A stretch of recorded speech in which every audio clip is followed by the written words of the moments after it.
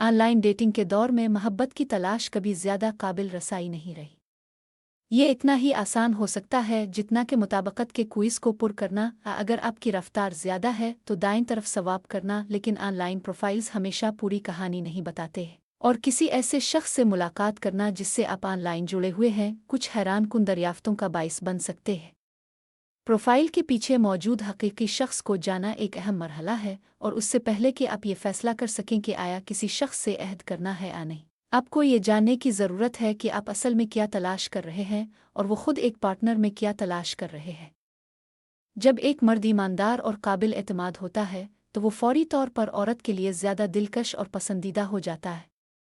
अगर वो काबिल भरोसा, सच्चा और दिल से बात करता है तो वो एक ऐसा लड़का है जो ताक़ुब के काबिल है, क्योंकि लोग इसे इसकी बात पर ले सकते हैं।